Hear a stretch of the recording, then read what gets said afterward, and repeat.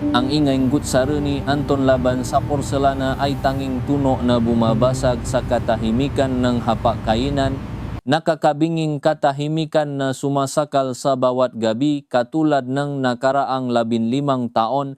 Si Elena, nakatitig sa kanyang tinolang manok, ay naramdaman ang lamig na unti-unting gumagapang mula sa kanyang buso patungo sa kanyang madaliri. Hindi ito ang lamig ng aircon, kundi ang lamig ng isang relasyong matagal lang naghihingalo, nababalutan ng nakasanayan at obligasyon.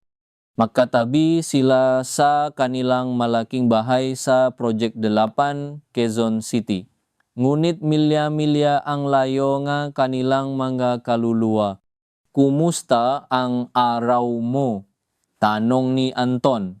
Kanyang tingin nakatuon sa newsfeed ng kanyang telepono, hindi sa mukha ni Elena. Okay lang, sagot niya. Ang salita ay tilam gaanino na dumadaan sa hangin. Maraming ginawa, new project. Good, kailangan natin yan. Si Anton ay laging praktikal, laging nakatuon sa numero. Sa kinabukasan na may sapat na pera, wala nang tanong tungkol sa kung ano ang kanyang naramdaman, kung paano siya nahihirapan sa lubnam nga pader na bumalot sa kanilang buhay. Ang kanilang 2 anak, nasa teenage years na, ay nasa kani-kanilang kwarto, abala sa kanilang sariling mundong online games at social media. Para silang mga kometa na umikot sa kanya-kanyang orbit, bihira lang maksalubong. Gabi-gabi, pagkatapos malinis ang kusina, umakyat si Elena sa silid tulugan nila. Si Anton ay kadalasang nasa home office pa, naktatrabaho o kaya ay nakbabasa ang diaryo sa sala, nakakulong sa sarili niyang mundo. Pagpasok niya sa silid, ang hangin ay mabigat sa hindi sinasabing nga salita. Ang kanyang unan ay laging malamig. Ang kanyang tabi ay maluwag. Ang kanyang mahalik ay matagal nang naging paalam. At ang kanilang mga hawak ay naging mga alaalang unti-unting kumukupas. Ginugol niya ang oras sa paghahanap ng mga lumang post sa Facebook, paktingin sa mga larawan ng kanilang kasal, sinusubukang balikan ang init na dati nagliyab sa pagitan nila. Ngunit ang nakikita niya ngayon ay 2 estranghero nakangiti sa isang araw na matagal nang nawala. Ang tahimik na buhay na binuo nila ay ngayon ay parang isang gintong hawla, maganda sa panlabas, ngunit nakakasakal sa loob. Ang traffic sa EDSA ay parang hininga ng kanilang relasyon pabagal, nakakasakal at walang katapusang paghihintay. Nararamdaman niya ang pagkainip na humahawak sa kanyang lalamunan sa bawat pagmamaneho pauwi, sa bawat sandali na nalalapit siya sa kanilang bahay na tila isang museo ngang alaala. Ang tanging pahinga niya ay sa opisina, sa mundo kung saan siya ay si Elena, ang epektibong marketing manager, hindi lang si Mrs. Anton. Kaya nang ipinakilala si Marco, ang bagong team leader para sa kanilang regional campaign, sa isang meeting sa opisina sa isang skyscraper sa Ortigas Center, isang kakaibang spark ang naramdaman ni Elena. Si Marco ay mas batang ilang taon, halos 10 taon siguro, ngunit may maturity sa kanyang mamata. Matangkad, malinis ang pananamit at may ngiting nakakabiyani. Ngunit hindi ito ang pisikal na anyo niya na humata sa atensyon ni Elena. Ito ay ang paraan ng pakikini niya. Sa simula, puro trabaho. Mga brainstorm, presentations, coffee break sa pantry. Si Marco ay laging nakatuon, laging handang makinig sa kanyang mga ideya, nagbibigay ng matatalinong insight. Ang ganda ng point mo, Elena. Hindi ko yan naisip. Sabi niya minsan at isang maliit na kislap na pakilala ang naramdaman ni Elena, isang pakiramdam na matagal nang nawala sa kanyang tahanan. Unti-unting nabago ang kanilang usapan. Mula sa mga estratehiya ng marketing, naging personal ang mga anekdota tungkol sa stress sa trabaho, sa mga pangarap, sa mga pagkabigo. Isang hapon, habang nakakape sila sa pantry, nagreklamo si Elena tungkol sa isang mahirap na kliyente. Minsan talaga, feeling ko, walang nakakaintindi sa hirap ngang trabaho natin. Sabi niya, bahagyang napabuntong hininga. Naintindihan ko, sagot ni Marco, ang kanyang mamata ay nakatiti sa kanya, tila bumubuo ng tulay sa pagitan nila, kaya importante magkaroon ng outlet ng kausap, someone who gets it. Naramdaman ni Elena ang init na gumagapang sa kanyang dibdib. Isang tao na nakakaintindi, isang tao na nakikinig. Si Anton ay laging abala sa kanyang sariling mundo. Ang kanyang sagot ay laging, trabaho yan, ganyan talaga. Walang pagdinig, walang pagunawa. Sa mga sumunod na linggo, naging regular ang kanilang pantry talks at minsan ay working lunches na nagtatapos sa mahabang usapan. Nagiba ang dating niya sa opisina. May kakaibang gaan sa kanyang pakakbang, isang ngiti na hindi na niya kailangan itago. Naging masigla siya sa trabaho, ang dating pagod ay nabawasan ng kakaibang enerhiya na dala ng presensya ni Marco. Isang gabi, habang nahahanda si Elena ang hapunan, nakatanggap siyang notification mula sa kanyang telepono. Isang email mula kay Marco, hindi tungkol sa trabaho. Hi Elena, gabi na pero hindi ko pa rin maiwasan mag-isip tungkol sa pinag-usapan natin kanina. You mentioned you felt alone sometimes. Gusto ko lang sabihin hindi ka nag-iisa. Hope you're having a better evening, Marco. Asterisk. Hinawakan ni Elena ang kanyang dibdib, ang simpleng mensahe ay napakili sa kanya sa paraang matagal ang hindi niya naramdaman. Ang kanyang puso ay kumalabo ng malakas. Nag-reply siya, asterisk, salamat Marco, it means a lot. Ikaw rin, sana maganda ang gabi mo. Asterisk, ito ang simula. Ang ma-email ay naging chat messages, ma-chat messages na nagtatagal hanggang madaling araw. Naging lihim nilang mundo ang text, ang emoji, ang tawag na palaging para sa trabaho kapag gabi na iniwasan niya gawin sa harap ni Anton. Naging mabilis ang kanilang pagpapalitan ngam gadamdamin nga pangarap ngam gapayhati. Si Marco ang naging kanyang tagapakinig, ang kanyang kapanalik. Ang unang pakikita nila sa labas ng opisina ay naganap sa isang Huwebes ng hapon. Sinabi ni Elena kay Anton na may urgent meeting siya sa kliyente. Nakita sila sa isang tahimik na coffee shop sa Tomas Morato na pinili ni Marco dahil sa maluwag at pribadong espasyo nito. Ang amoy ngang sariwang kape at ang mahinang musika ay bumalot sa kanilang munting sulok. Nahihiya si Elena noong una. Ang kanyang puso ay kumakabog. Pakiramdam niya ay teenager na lihim na nakikipagdat. Ngunit ang kaba ay napalitan ng pagiging comfortable habang nakikipag-usap siya kay Marco. Pinag-usapan nila ang tungkol sa mga libro, sa musika, sa mga pangarap na hindi niya kailanman naibahagi kay Anton. Naramdaman niya ang init ng pagtanggap, ang pakiramdam na siya ay nakikita, naririnig. Ang tagal ko nang hindi nakaramdam ng ganito, sabi ni Elena bahagyang namumula. Ang pagiging malaya, ang pakiramdam na nakakausap ko ang isang tao nang walang filter.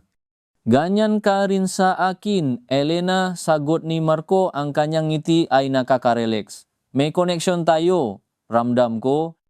Ang salitang iyon ay bumutas sa pader na itinayo ni Elena sa paligid ng kanyang buso. Nang hawakan ni Marco ang kanyang kamay sa ibabaw ng mesa, isang mabilis na kislap ng kuryente ang dumaan sa kanyang ugat. Mabilis niyang binawi ang kamay, ngunit ang init ng kanyang haplos ay nanatili.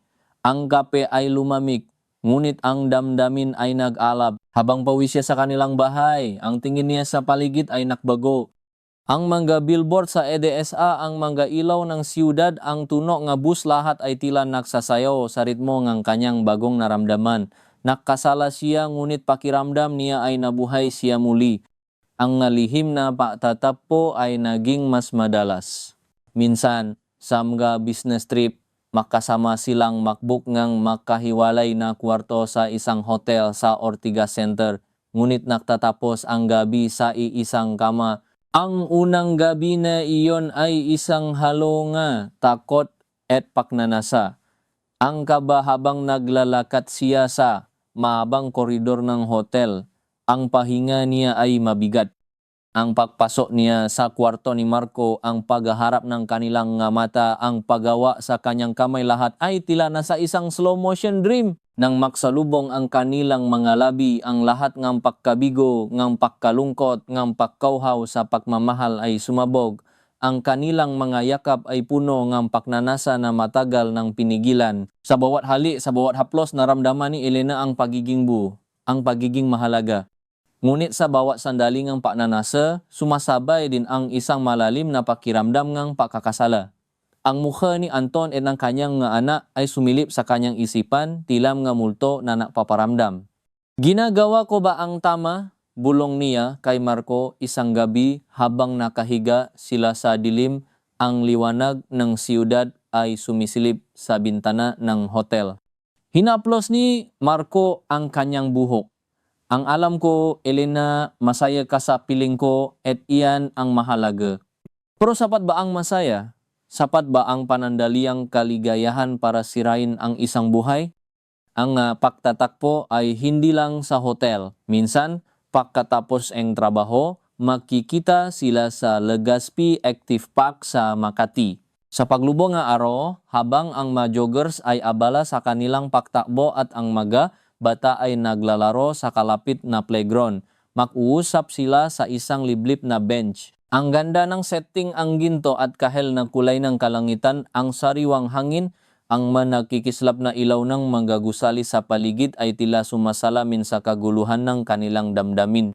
Dito, nababahagi sila nga pangarap na walang hanggan, na nga takot na hindi masabi.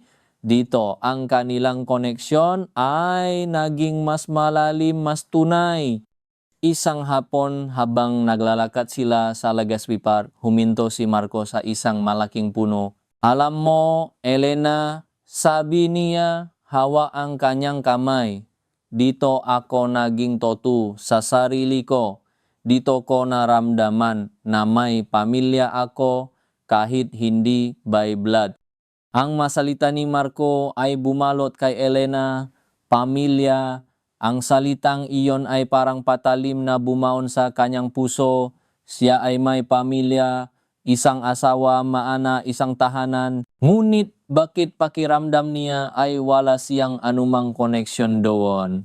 Bakit pakiramdam niya ay mas toto siya sa piling ni Marco kaysa sa sarili niyang pamilya?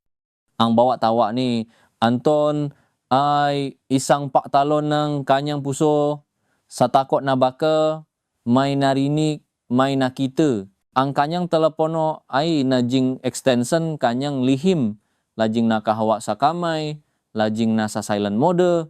Ang amoy ng pabango ni Marco, isang pabango na malayo sa pangamoy ni Anton ay palaging nasa kanyang damit, isang pabango ng pagkakasala, pagnanasa, nag-iingat siya, naglilinis na gamit, nagiba nag-shawagel.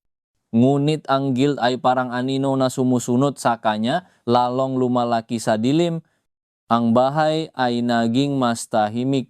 Si Anton ay mas abala o sadyang hindi na niya napapansin ang pagbabago kay Elena. O baka ayaw niyang mapansin, may bagong project lang ako, mahal. Sabi niya isang gabi nang tanungin niya kung bakit mas latena siyang umuwi. Ang pagiging abala ni Anton ay naging kanyang cover, ang kanyang dahilan para makipagkita kay Marco. Ang nakakasakal na kapaligiran sa kanilang tahanan ay natula sa kanya ng mas malalim sa braso ni Marco. Ang lihim na pagtatakpo ay naging mas mapanganib. Isang beses habang naglalakad sila sa Greenbelt sa Makati, papalabas sila sa isang restoran matapos maghapunan, nakita nila ang isang kakilala ni Elena. Mabilis silang nagtago sa likod ng isang poste. Ang kanyang puso ay halos sumabo sa kaba. Konting-konti na lang, Marco, bulong niya. Ang kanyang tinig ay nanginginig. Ang mga ganitong insidente ay nagpatindi sa kanyang takot. Ngunit hindi niya kayang huminto. Ang pag-asa na muling maramdaman ang init, ang koneksyon na nawala sa kanyang buhay ay mas malakas kaysa sa takot sa pagkakalantad. Dumating ang araw na kinatatakutan niya, isang Sabado ng umaga, abala si Elena sa isang conference call sa bahay, naka-earphones. Umalis siya sandali para kumuhang kape sa kusina. Naiwan niya ang telepono sa lamesa sa sala.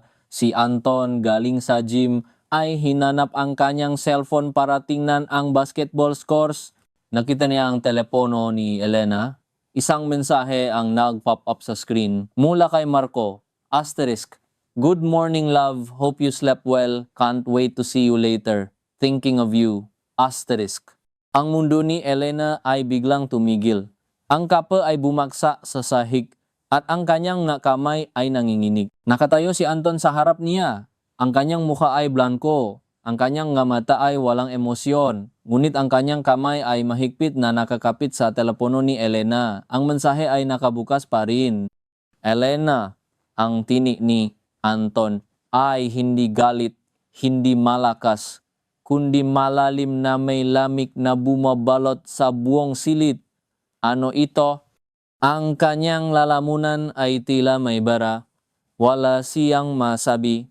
Ang pagkakasala na pinipigilan niya sa loob ng maraming buwan ay biglang sumabog, bumabalot sa kanya. Hindi niya maintindihan ang salita, ang reaksyon. Ang lahat ng kanyang pagtatago, ng kanyang pag-ingat ay nawasak sa isang simpleng text message. Ang paghaharap ay hindi naganap sa isang galit na sigawan. Naging tahimik ito, mas nakakasakit.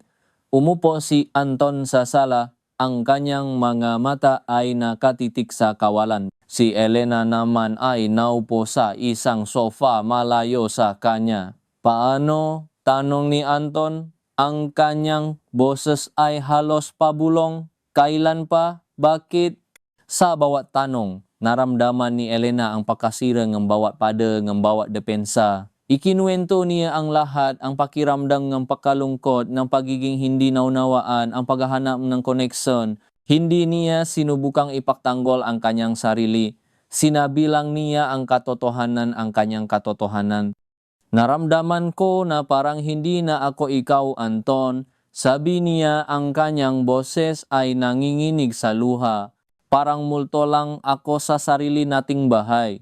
At si Marco, nakinig siya. Naramdaman kong buhay ako ulit. Hindi siya tumugon. Narinig lang niya ang pahinga ni Anton, ang tunog ng kanyang sariling puso na bumabagsak. Ang kanilang mga anak ay nasa kanilang mga kwarto pa rin. Walang kamalay-malay sa bagyong nagaganap sa kanilang tahanan. Ang kanilang tahimik na buhay ay biglang gumuho. Ang sumunod na mga linggo ay naging impyerno. Si Anton ay naging mas tahimik, mas malayo. Ang kanyang mamata ay puno ng sakit at pagtataksil. Nausap sila tungkol sa diborsyo, isang salita na matagal nang iniwasan, ngunit ngayon ay nasa dulong kanilang dila. Ang kanilang mga anak ay naramdaman ang pagbabago sa bahay. Ang tahimik na kainan ay naging mas tahimik. Ang mga tinginan ay puno ng tensyon. Sa huli, nalaman din nila.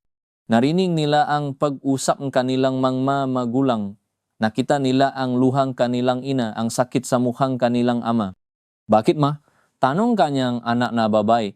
Ang kanyang mata ay puno ng pagtataka at sakit. Bakit ginawa mo yan?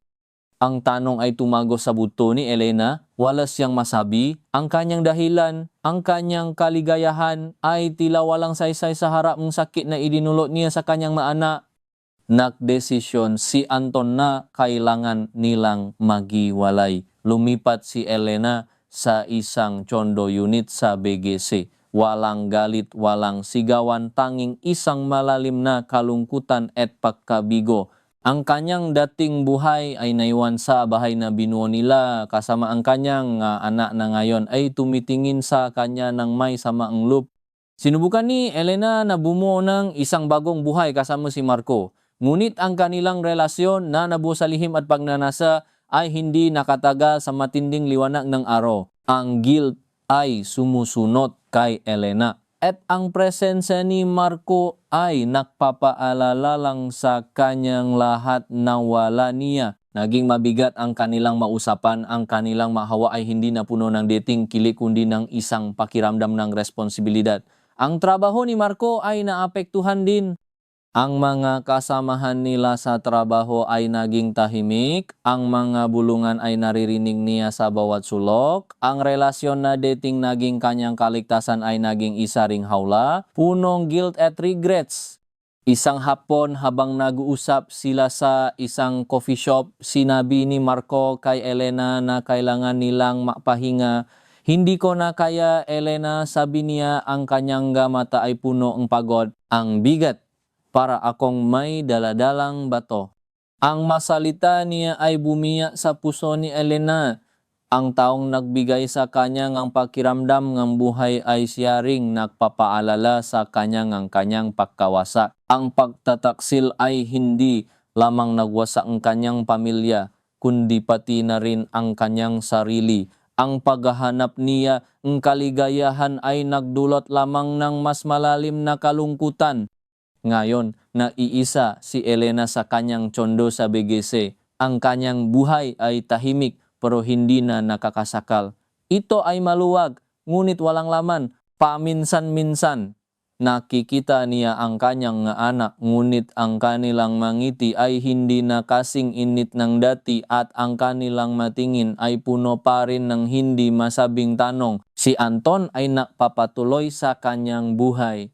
Mas abala, mas tahimik, ang kanilang mga anak ay mas malapit na sa kanilang ama na siyang nagpapakita ng kanyang pagmamahal sa pamamagitan ng pagiging matatag.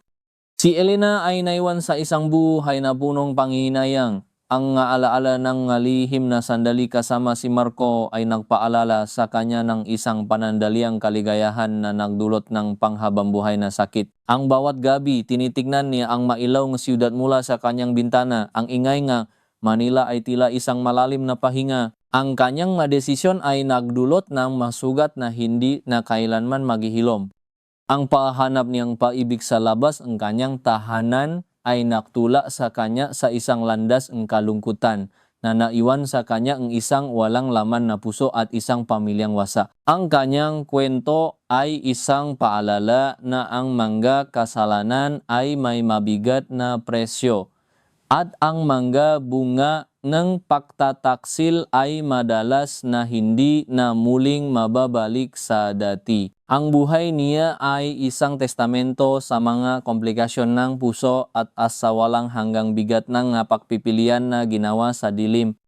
Ngayon, nag-iisa si Elena sa kanyang tsondo sa BGC. Ang kanyang buhay ay tahimik pero hindi na nakakasakal.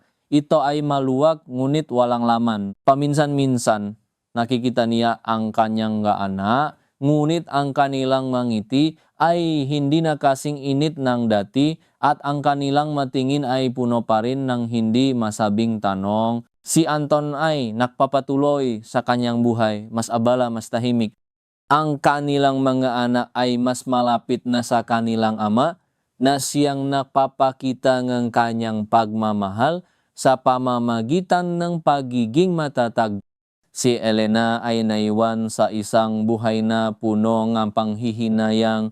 Ang alaala ng lihim na sandali kasama si Marco ay nagpaalala sa kanya ng isang panandaliang kaligayahan na nagdulot ng panghabang buhay na sakit.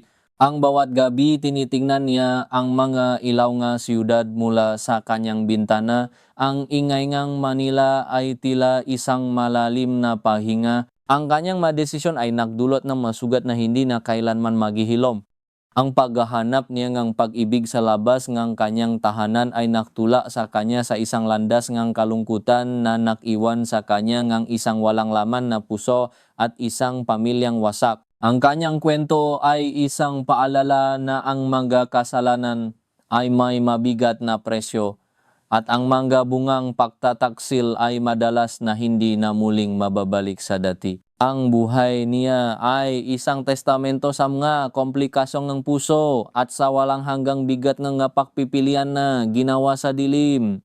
Ang tsondo unit ni Elena ay matatagpuan sa ika-25 palapang isang mataas na gusali sa BGC. Malaki ito na may 2 silid tulugan at isang balkonaheng tanaw ang malawa na skyline ng lungsod. Ngunit sa kabilang luwag at na magandang tanawin, tila isang malaking hawla ito para sa kanya.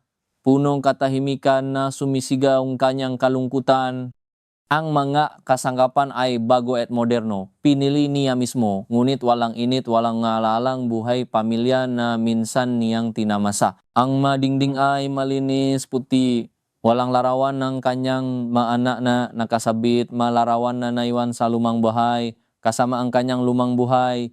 Tuwing umaga, bumabangon siya, niluluto ang kanyang kape, at naupo sa balkonahe. Pinapanot niya ang pagising ng siyudad, ang unti-unting pagdami ng sasakyan sa kalsada, ang pagbukas ng ilaw sa nga katabing gusali, ang pagdaksang nga tao sa nga sidewalk. Dati, ang mga umaga niya ay puno nga pagmamadali paghahanda nga almusal para sa mga bata, pagtulong sa kanila sa kanilang mga assignment, pag-asikaso kay Anton bago ito pumasok sa trabaho.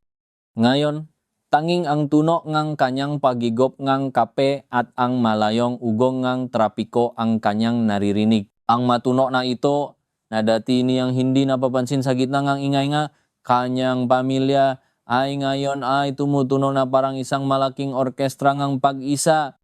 Ang kanyang trabaho sa isang publishing house ay patuloy, ngunit hindi na ito nagbibigay ng dating kasiyahan. Dati, ang trabaho ay isang paraan upang makaramdam nga halaga, isang pahinga mula sa monotoningang buhay-bahay. Ngayon, ito ay isa lamang paraan upang malipasan ang oras, upang makaroon na dahilan upang bumangon at lumabas. Ang kanyang kasamahan ay magalang, ngunit nananatili ang isang hindi nakikitang pader sa pagitan nila. Alam nila ang kanyang kwento. Alam niya na alam nila. Ang mabulungan ay hindi na kasing lakas ang dati, ngunit ang matingin, ang mapahaging na salita ay mas masakit. Pakiramdam niya ay may nakaukit na traidor sa kanyang na nakikita ng lahat na kanyang nakakasalamuha. Sa gabi pagkatapos ng hapunan na madalas ay binubuo lang ng light meal o take-out food, naupo siya sa sala, binubuksan niya ang TV, ngunit hindi niya talaga pinapanot. Ang boses kang maartista ay nagiging background noise lang sa kanyang walang tigil na pag-isip. Paulit-ulit na bumabalik sa kanya ang mga eksena, ang mga tanong ni Anton, ang mga luha ng kanyang anak na babae, ang matingin ng kanyang mga anak. Ang bawat sandaling kagalakan kasama si Marco ay ngayon ay nababalutan ng isang makapal na kumot ng panghihinayang. Kung may babalik lang niya ang oras, kung pwede lang niyang burahin ang lahat ng kanyang ginawa, kung pwede lang niyang ibalik ang kanyang pamilya. Ngunit alam niya na ang pagnanais na iyon ay walang saysay. Ang madesisyon ay ginawa, ang masalita ay nasabi, at ang matulay ay nasira.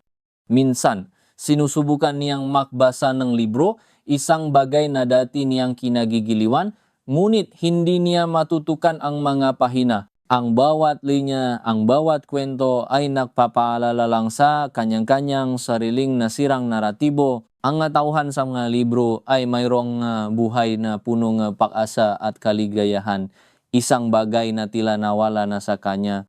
Ang makwento ng pag-ibig ay nagpapahirap lang sa kanya, nagpapaalala sa kanya ng pag-ibig na kanyang sinira at ng pag-ibig na hindi niya nakita, kung saan siya umaasa na makahanap ng pagtakas. Natagpuan niya lamang ang mas malalim na pagkatrap. Ang kanyang mobile phone ay bihirang tumunok. Ang kanyang lumang kaibigan ay tila nawala na rin. Ang ilang nagpaparamdam ay nagtanong lang tungkol sa kanyang kalagayan na may halong awa at pahatol sa kanilang boses. Hindi niya masisisi sila. Marahil kung nasa kanilang posisyon siya, ganun din ang mararamdaman niya. Ang kanyang mabagtatangka na magsimula muli ay tila nakaharap sa isang malaking, hindi nakikitang pader.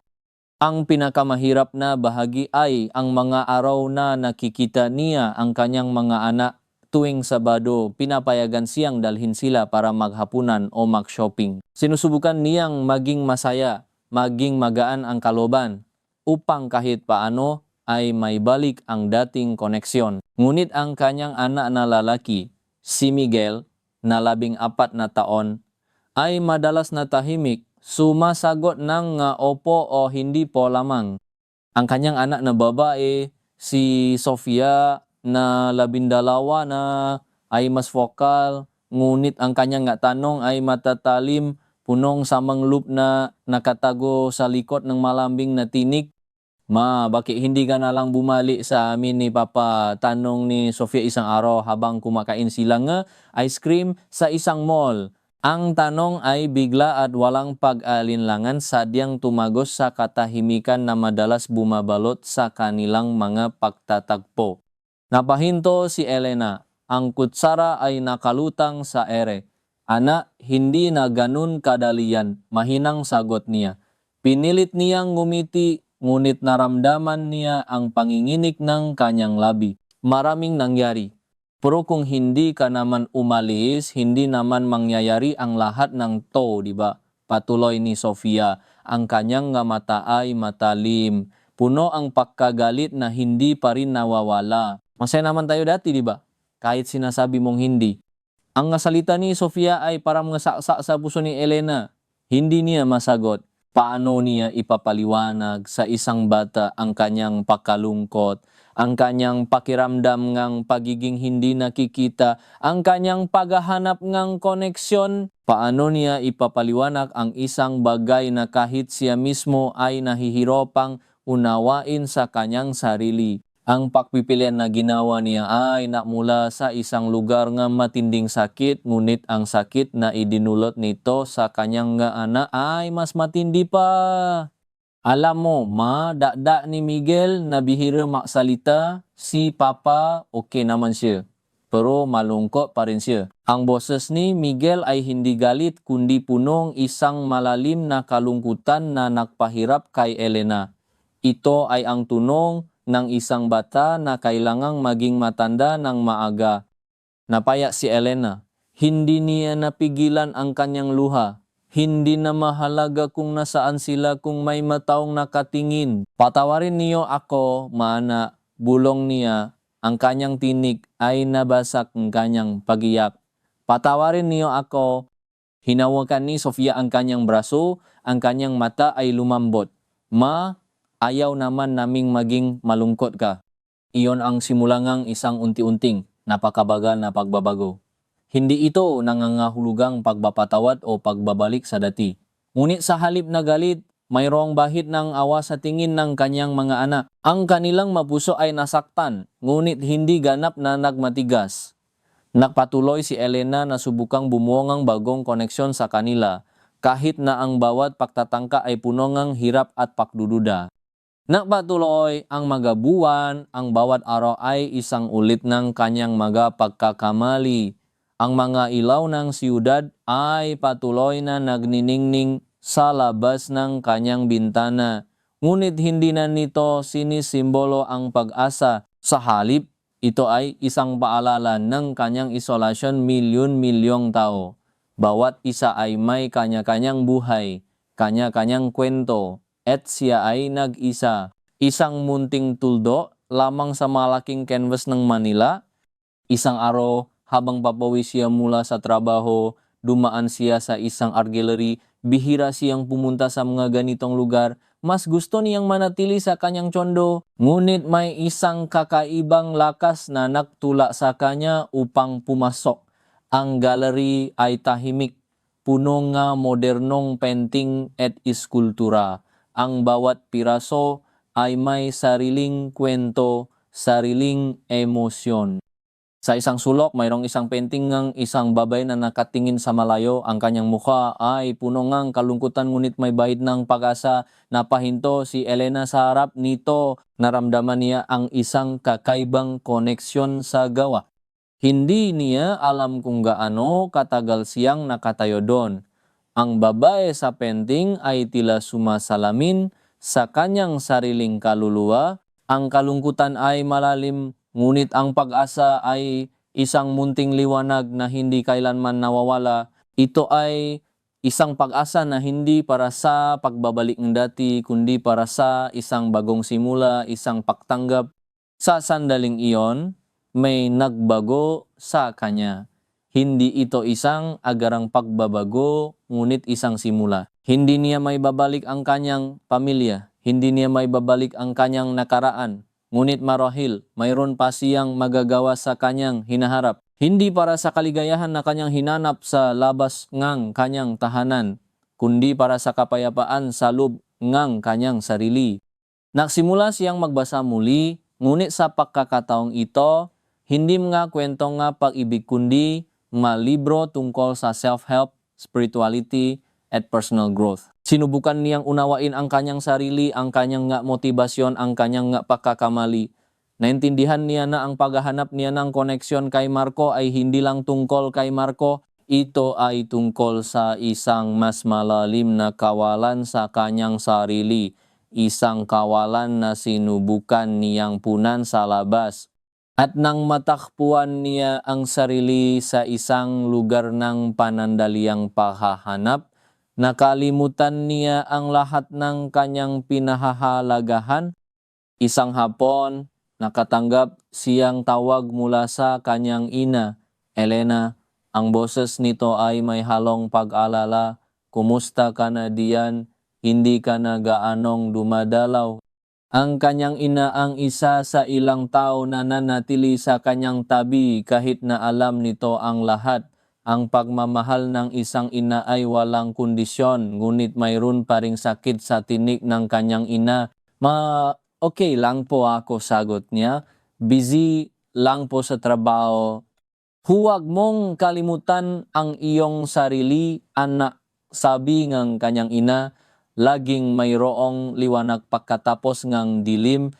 Ang mga salitang kanyang ina ay isang banayad na paalala. Mayroong dilim, ngunit mayroong din namang pag-asa. Nagdesisyon siyang mas dalasan ang pagdalaw sa kanyang ina upang makahanap ng ginhawa sa kanyang piling. Nagsimula rin siyang makboluntaryo sa isang animal shelter tuwing Sabado ng umaga bago niya makita ang kanyang nga anak. Ang pag-aalaga sa mga oso at pusa na inabandona ay nagbigay sa kanya ng isang uri ng pagpapalaya. Ang mahayop ay hindi humahatol. Binibigyan lang nila ng pagmamahal ang sinumang nagbibigay sa kanilang atensyon at pangangalaga. Ang pagiging kapakipakinabang kahit sa maliit na paraan ay nagbigay sa kanyang isang bagong pakiramdam ng layunin. Ang mamalilit na ngiti na natatanggap niya mula sa mga kasamaan sa shelter, ang mapagila ng buntot na maso, ang mga pakdikit ng mga pusa sa kanyang binti, ang mga ito ay sapat na upang unti-unting punan ang maliit na bahagi ng kanyang walang laman na puso. Isang araw, habang naglalakad siya sa parke pagkatapos magboluntaryo, nakita niya si Anton at ang mga bata. Nagsalo-salo sila sa isang picnic, tumatawa at nagkukulitan. Para silang isang pamilya, isang masaya at buwang pamilya. Naramdaman ni Elena ang isang matinding saksa ng paninibuho at sakit. Ang kanyang pamilya, ang kanyang nga anak, sila ay masaya, ngunit wala siya ron. Ito ang buhay na sinira niya. Naktago siya sa likod ng isang puno, pinanut silang makasama. Nakita niya kung gaano kalapit ang kanyang maanak kay Anton, kung paano sila tumatawa sa kanyang mabiro, kung paano niya sila niyakap ng mahigpit. Ito ang eksena na lagi niyang pinapangarap. Ang kanyang pamilya na buo at masaya. Ngunit ang kanyang desisyon ay nagpalayo sa kanya mula sa larawan na iyon. Ang kanyang presensya ay magiging isang balakid lamang, isang paalala ng nakaraan. Napagdesisyonan niyang lumayo nang hindi siya napapansin. Ang sakit ay parang isang matalim na kutsilyo na humiwas sa kanyang dibdib, ngunit kasama ngang sakit ay mayroong din namang pagtanggap. Kailangan niyang tanggapin na mayroong mabungaang kanyang mga desisyon na hindi na niya kayang baguhin. Ang kaligayahan ng kanyang mga anak kahit wala siya ay mahalaga pa rin, at ang kanyang papel ngayon ay marahil lang maging isang suporta, hindi isang sentro. Sa loob ng sumunod na ilang buwan, patuloy si Elena sa kanyang paglalakbay nga pagtuklas sa sarili. Nag-enroll siya sa isang pottery class, isang bagay na matagal na niyang gustong subukan. Ang pahuhugis ngang luwat gamit ang kanyang nga kamay ay nagbigay sa kanya ng isang kakaibang pakiramdam ng kapayapaan at kontrol. Ang bawat likha ay isang representasyon ng kanyang pagtatangka na humubog ng isang bagong sarili mula sa kanyang nasirang buhay. Minsan, ang kanyang manilikha ay nabibiyak o hindi perpekto, ngunit patuloy pa rin siyang sumusubo. Tulad ng kanyang patuloy na pagtatangka na buuin ang kanyang sarili. Ang pagiging malikhain ay naging kanyang terapi, isang paraan upang ilabas ang kanyang mga emosyon ng hindi na kailangang magsalita. Nakikita pa rin niya ang kanyang maana tuwing Sabado. Ang kanilang mga pag-usap ay naging mas madali, mas bukas. Si Sofia ay nagsimulang makuwento tungkol sa kanyang mga kaibigan at sa kanyang mga aralin sa eskwela. Si Miguel, bagamat tahimik pa rin, ay nagsimulang magtanong tungkol sa kanyang pottery. Minsan ay sumasama pa sa kanya sa studio upang panorin siyang gumawa. Hindi pa rin sila nakpapatawad sa lahat ng nangyari, ngunit mayroong isang uringang pagtanggap sa kanilang mga mata, isang pagtanggap sa kanya bilang ang kanilang ina, kahit na may mga sugat pa rin sa kanilang nakaraan. Isang araw, habang na-edit siya nga manuskrito sa trabaho, nakita niya ang isang email mula sa kanyang dating HR manager. Mayroong isang networking event para sa mga dating empleyado at kasalukuyang staff. Naalinlangan siya kung pupunta. Marohil ay nandun si Anton. Marohil ay makikita niya si Marco. Ang mga alaala ay agad na bumalik ang kaba sa kanyang dibdib, ngunit nagpasya siyang pumunta. Kailangan niyang harapin ang kanyang nakaraan, hindi upang ibalik ito, kundi upang patunayan sa kanyang sarili na kaya niyang harapin ang nabunga ng kanyang madesisyon ng may dignidad. Sa event, ang mga mukha na dati niyang nakakasalamuha ay naroon. Ang ilang lumapit sa kanya na may ngiti, ang iba naman ay umiwas ng tingin. Hindi niya ininda. Nakaramdam siya ng isang kakaibang kalayaan. Wala na siyang kailangang patunayan. Siya ay Elena na nagkamali, na nagsisisi, ngunit patuloy na sumusubo na mabuhay. Nakita niya si Anton mula sa malayo, kausap ang ilang kasamahan. Tumingin ito sa kanyang direksyon at nagtama ang kanilang mga mata. Walang galit sa tingin ni Anton, tanging isang malalim na lungkot at pag-unawa. Tumango ito ng bahagya at tumango rin siya bilang tugon. Hindi na sila kailangang magsalita. Ang bawat isa ay may sariling landas, sariling sakit at sariling pagpapatawad. Ang pagpipilian nila ay ang maging magulang sa kanilang mga anak, maging maayos, kahit na ang kanilang pagmamahalan ay nawi na sa wala. Hindi niya nakita si Marco.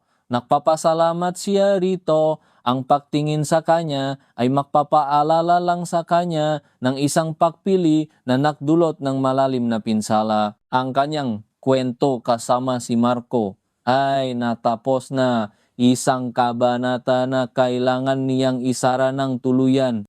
Pakalipas ng ilang buwan, napatuloy ang buhay ni Elena. Ang kanyang tsondo ay hindi napunong katahimikan na sumisigaw. Ngayon, mayroong magawa nga pottery sa kanyang sala, mga libro sa kanyang bedside table at isang pag-asa sa kanyang puso. Ang paghahanap niyang koneksyon ay hindi na sa ibang tao, kundi sa kanyang sarili. Ang kanyang paglalakbay ay isang patunay na ang kapatawaran sa sarili ay possible, kahit na ang mga markang nakaraan ay mananatili.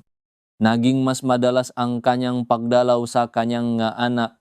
Naging parte siya ng kanilang buhay muli, ngunit sa ibang paraan. Hindi na siya ang ina na nakahanda ng kanilang almusal tuwing umaga o ang asawa ni Anton.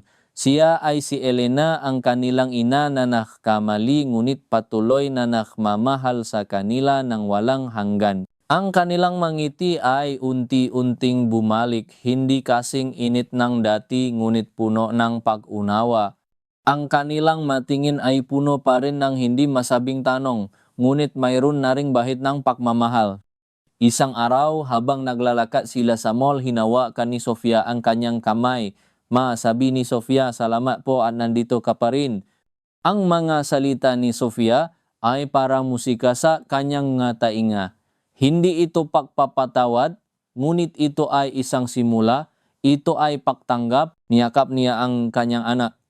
At sa sandaling iyon, naramdaman niya ang isang kagaanan sa kanyang dibdib na matagal nang nawala. Ang kanyang puso na matagal nang walang laman ay unti-unting napupuno ng isang bagong uri ng pag-ibig sa kanyang maana, pag-ibig sa kanyang sarili, at pag-ibig sa buhay na ibinigay sa kanya sa kabilang lahat.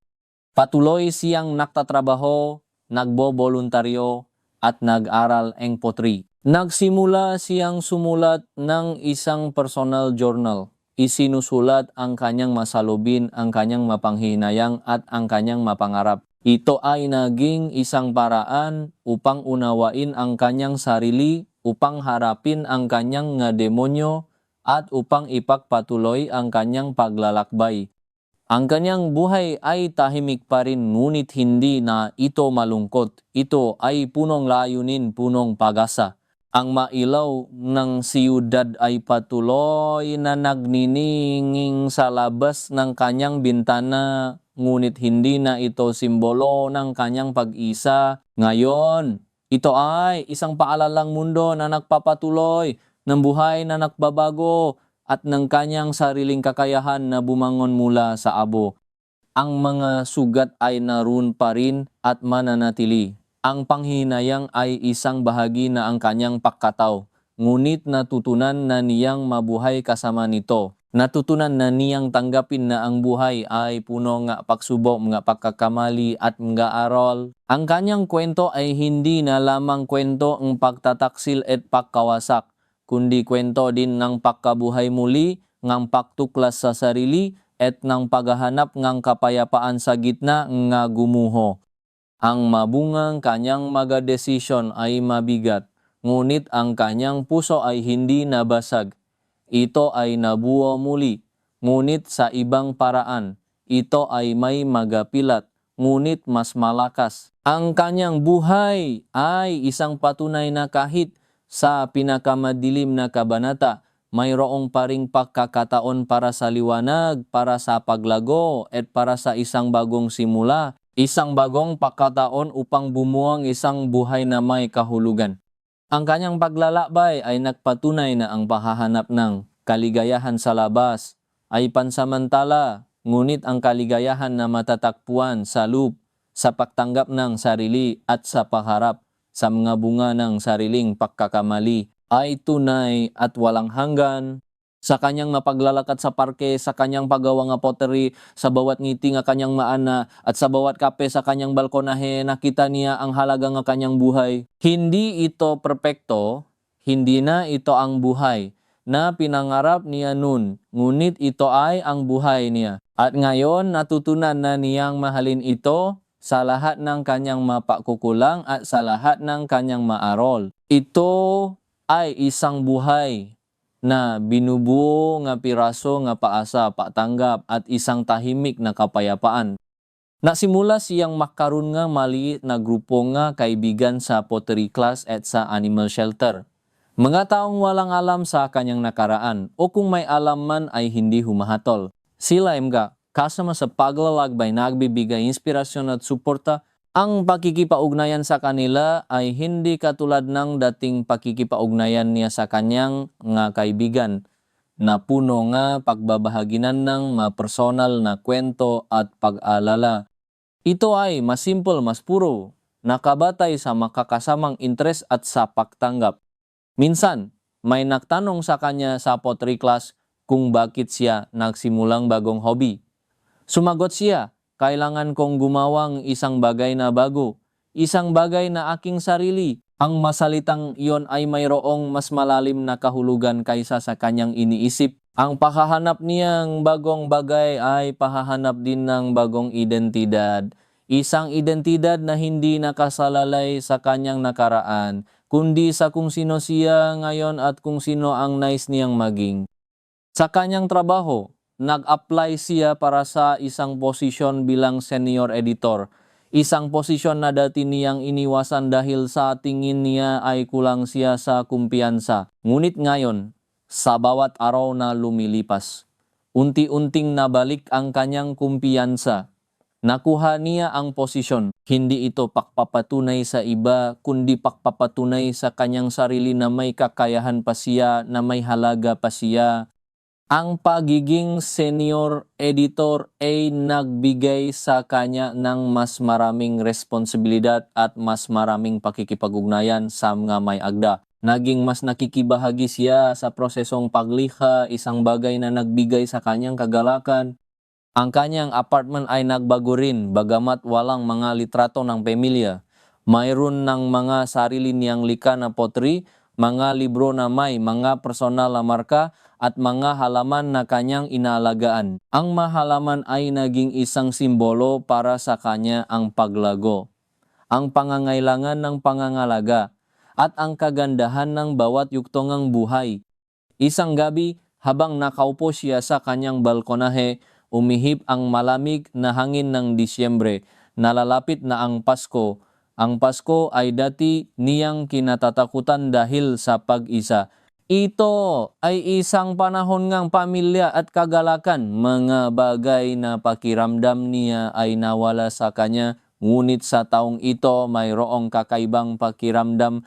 Niyaya siya na kanyang ina na magpasko sa bahay nila kasama ang kanyang kapatid. Hindi siya nag-alala. Sinundo siyang kanyang anak sa bisperas ng Pasko. Si Anton ay naroon din. Walang tensyon, walang galit. Isang simple at tahimik na Pasko. Ang bata ay masaya, naglalaro at nagbibiruan. Sa hapagkainan, tumingin si Anton sa kanya. Kumusta ka na? Tanong nito. Ang kanyang boses ay malumanay. Okay lang ako, Anton. Sagot niya at naramdaman niya na totoo ang kanyang sagot. Ikaw? Okay lang din, sabi nito. Mayroong isang sandaling ang katahimikan na puno ngang hindi masabing nga bagay. Pagkatapos ngumiti si Anton. Masaya akong makita kang ganyan. Ang masalitang iyon ay nagbigay sa kanya ng isang uri ng kapayapaan na matagal na niyang hinahanap. Hindi ito pagbabalik kundi pagtanggap. Pagtanggap na kaya nilang makpatuloy maging maayos para sa kanilang mga anak. Niyakap siyang kanyang anak bago matulog. Merry Christmas, Ma, sabi ni Miguel, love you. Merry Christmas po, Ma, sabi ni Sofia. Salamat po sa mga regalo. Ang salitang love you ni Miguel ay tumagos sa kanyang puso. Ito ang unang pagkakataon na sinabi niyang muli ang salitang iyon sa kanya simula nang mangyari ang lahat. Hindi na niya napigilan ang kanyang luha. Ngunit sa pagkakataong ito, hindi ito luhang kalungkutan, kundi luhang pasasalamat. Ang kanyang buhay ay hindi na isang testamento sa mga komplikasyon ng puso na nagdulot ng pagkawasa, kundi isang testamento sa pagilom, sa paglago, at sa walang hanggang kakayahan ng tao na makahanap ng liwanag sa gitna ng dilim. Ang masugat ay naroon pa rin at mananatili. Isang paalala ng kanyang nakaraan, ngunit hindi na nito tinutukoy kung sino siya. Si Elena ay natakpuan na niya ang kanyang sarili sa gitna ng gagumuho. At ngayon mayroon siyang isang bagong kwento na isusulat, isang kwento ng pag-asa, pagmamahal at pagtanggap. Sa gitna ng lahat na ito, napagtanto niya na ang pag-ibig ay hindi lamang matatagpuan sa isang romantikong relasyon o sa perpektong pamilya. Ang pag-ibig ay nasa simpleng mga sandali sa pagmamahal nga isang ina, sa pag-unawa nga anak, sa paghahanap nga layunin sa buhay, sa pagtanggap nga sarili. Ang paghahanap niya ng pag-ibig sa labas ng kanyang tahanan ay naktula sa kanya sa isang landas ng kalungkutan, ngunit ang landas na iyon ay nadala din sa kanya sa isang mas malalim na pag-unawa sa kung ano talaga ang pag-ibig. Ito ay hindi ang paghahanap ng perpektong tao, kundi ang pagiging isang mas mabuting tao. Ang mga panghihinayang ay isang bahagi ng kanyang pagkatao, isang anino na laging sumusunod sa kanya, ngunit hindi na ito ang humahawak sa kanya. Natutunan na niyang lumingon sa nakaraan ng walang galit ng may pagtanggap.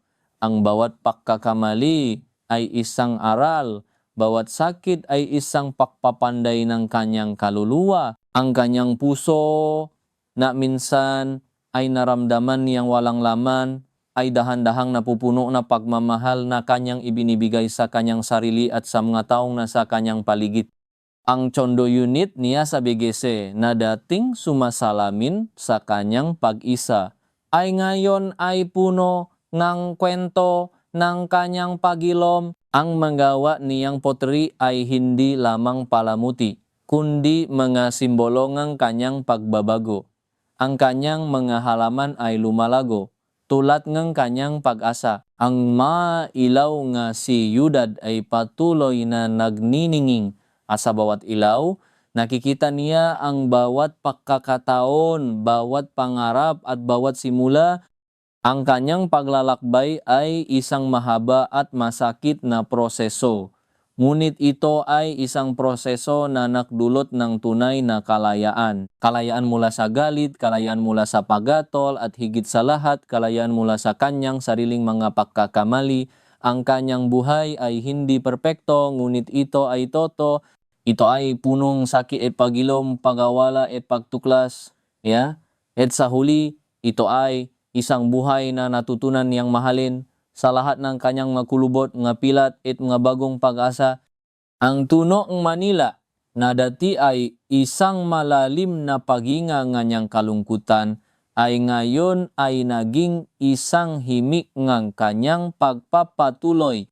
Ang bawat inggay ay isang bahaging buhay at siya ay bahaging buhay na iyon. Ang kanyang kwento ay hindi natapos sa pagtataksil, kundi nakpatuloy sa isang bagong simula, isang bagong kabanataang pag-asa at pagmamahal.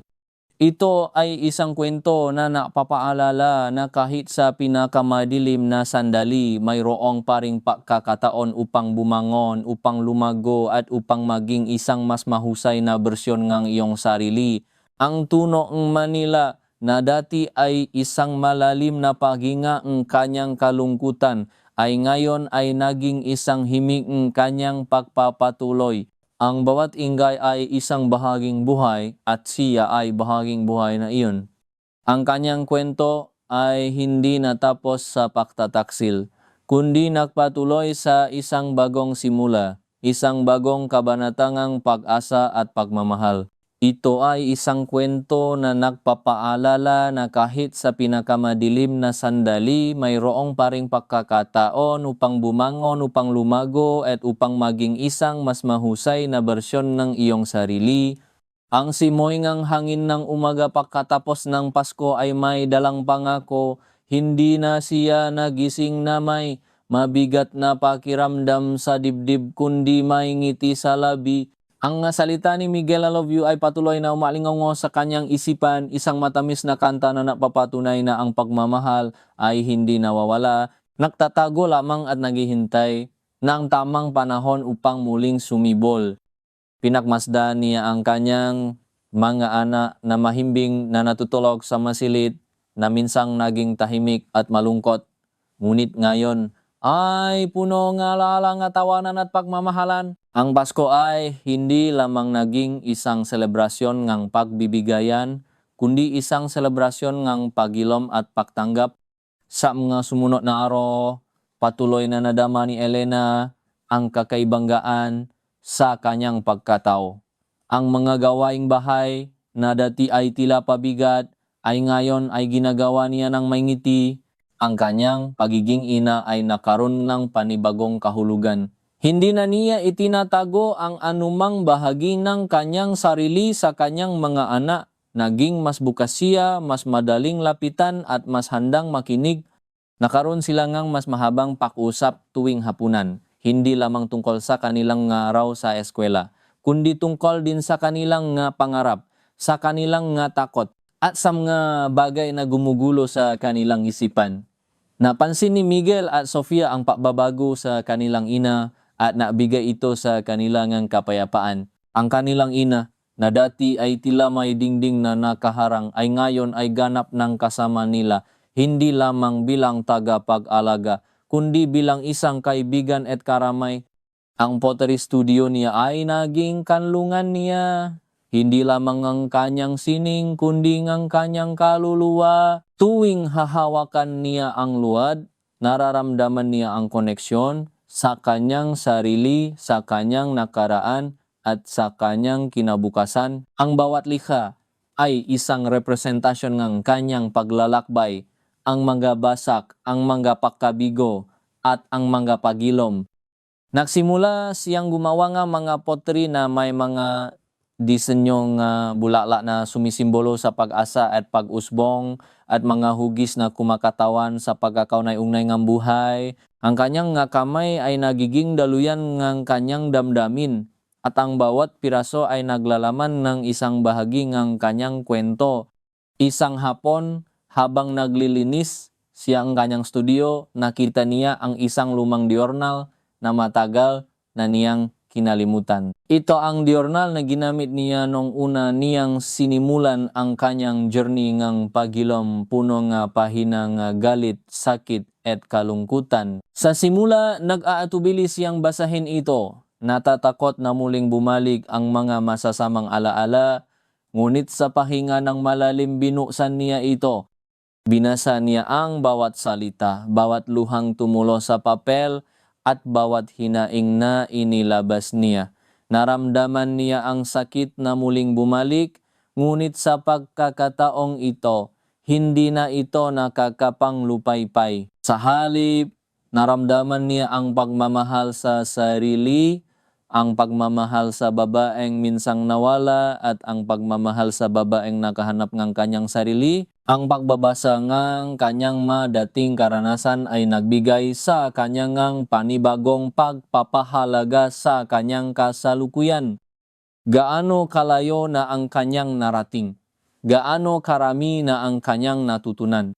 Dumating ang bagong taon at sa halip na mag-isa, kasama niya ang kanyang maana, ang kanyang ina at ang kanyang magkapatid. Hindi na niya hiniling ang anumang bagay kundi ang patuloy na pagmamahalan at kapayapaan sa kanyang pamilya. Nagsimula silang magplano nga bagong adventures bilang isang pamilya, isang road trip sa hilaga, isang hiking trip sa bundok at isang cooking session sa bahay. Ang bawat plano ay nagbibigay sa kanya ang panibagong sigla at ang bawat sandali kasama ang kanyang pamilya ay nagpapaalala sa kanya na ang pagmamahal ay ang pinakamalakas na puwersa sa mundo. Isang hapon, nakatanggap siyang tawag mula kay Anton. "Elena, pwede ba tayong mausap tungkol sa mga bata?" Tanong nito. Ang boses ay kalmado at profesional. Nakasundo silang makita sa isang coffee shop sa halip na sa bahay para magkaroon ng mas neutral na espasyo. Pagdating niya, nakita niyang nakaupo na si Anton sa isang sulok umiinom ng kape. Ang pagkakataong iyon ay hindi na puno ng tensyon, kundi ang paggalang. Pinausapan nila ang mga pangangailangan ng mabata, ang kanilang mga aralin sa eskwela at ang kanilang mga pangarap. Sa pagtatapos ng kanilang pausap, ngumiti si Anton. "Masaya akong makita kang masaya. Elena," sabi nito, "deserve mo yan." Ang nga salitang iyon ay nagbigay sa kanya ng isang uri ng pagpapatunay. Hindi na sila mag-asawa, ngunit nananatili silang magulang. At ang kanilang koneksyon ay nagbago tungo sa isang bagong uringang pagmamahalan. Ang pagmamahal na nakabase sa paggalang, pag-unawa, at pagsuporta sa kanilang mga anak. Ang kanyang pagiging magulang ay naging mas matatag, mas kumpiyansa. Natutunan niyang balansehin ang kanyang mga responsibilidad bilang ina at ang kanyang mga personal na pangarap. Hindi na niya nararamdaman na kailangan niyang isakripisyo ang isa para sa isa. Naging inspirasyon siya sa kanyang anak na nakita ang kanyang pagbabago at ang kanyang pagilom. Naging mas bukas din sila sa pagbabahagi ng kanilang mga damdamin. Alam na mayroon silang isang ina na handang makinig at umunawa. Nagsimula siyang maorganisang mga pottery workshop sa kanyang Tondo unit. Sa simula, ilan lamang ang nagpatala, ngunit sa paglipas ng panahon, dumami ang mga gustong matuto mula sa kanya. Naging isang terapis ang kanyang pottery, hindi lamang para sa kanya, kundi para sa kanyang estudyante. Nakita niya ang kanilang mga mata na kumikinang sa tuwing nakakagawa silang sarili nilang obra at naramdaman niya ang kagalakan na maging bahagi ng kanilang paglalakbay. Ang bawat workshop ay hindi lamang tungkol sa paggawa ng pottery, kundi tungkol din sa pagtuklas ng sarili, paglabas ng damin at pagpapagaling ng kaluluwa. Isang araw, habang natuturo siya sa kanyang workshop, nakilala niya si Aling Nena, isang matandang babae na may malalim na mga mata at malumanay na ngiti. Si Aling Nena ay isang retiradong guro at ang kanyang kwento ay puno ng karunungan at karanasan. Naging magkaibigan sila at si Aling Nena ay naging isang mentor sa kanya. Nakaroon silang mahabang pag-usap tungkol sa buhay, pag-ibig at ang kahulugan ng kaligayahan. Ibinahagi ni Aling Nena ang kanyang makaranasan, ang kanyang mapagkakamali at ang kanyang mapagilom sa bawat kwento. Naramdaman ni Elena ang koneksyon at naramdaman niya na hindi siya naiisa sa kanyang paglalakbay. Ang mga salita ni Aling Nena ay nakbigay sa kanya ng panibagong pananaw sa buhay na ang bawat yugto ay mayroong layunin at ang bawat pagsubok ay isang pagkakataon upang lumago. Ang buhay ay parang pottery, Elena, sabi ni Aling Nena isang araw habang umiinom sila ng tsaa sa kanyang balkonahe.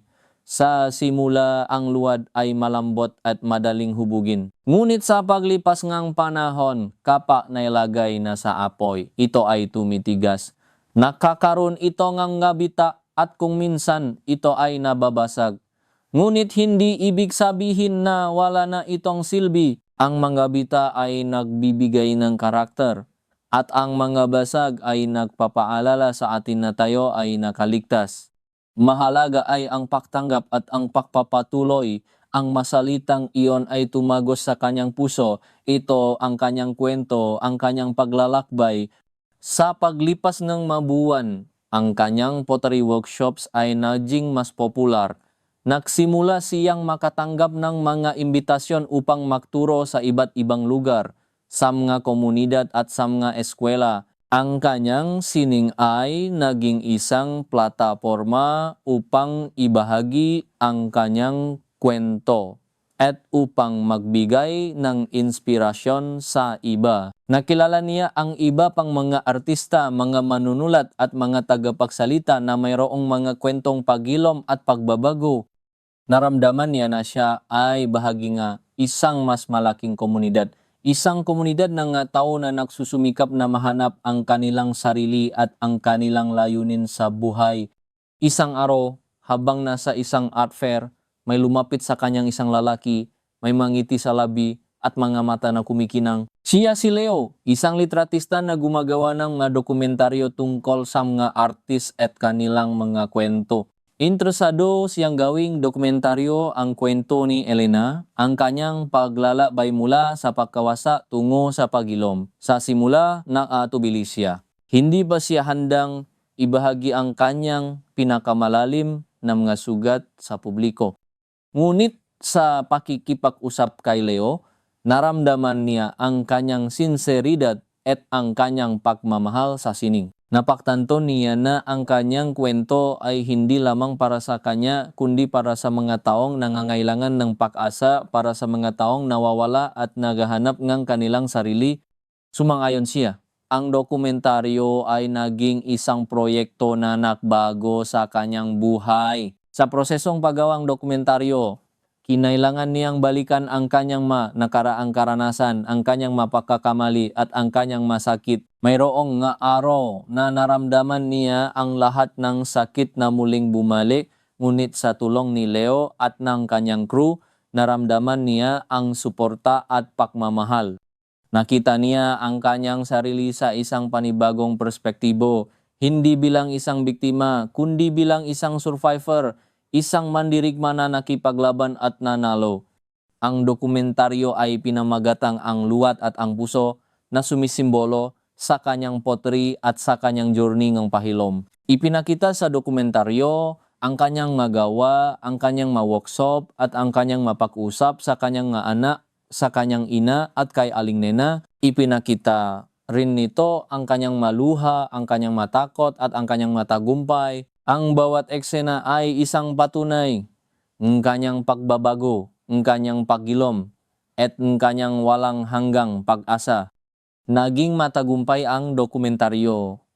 Ipinakita ito sa iba't ibang festivals at nakatanggap ng maraming parangal. Maraming tao ang naantik sa kanyang kwento at marami ang nakpadala sa kanya ng mga mensahe ng pasasalamat at inspirasyon. Naging isang simbolo siya nga paasa para sa maraming kababayan na dumadaan sa parehong mga pagsubok. Naramdaman niya ang kagalakan na maging bahagi nga isang mas malaking layunin, na maging isang ilaw sa dilim.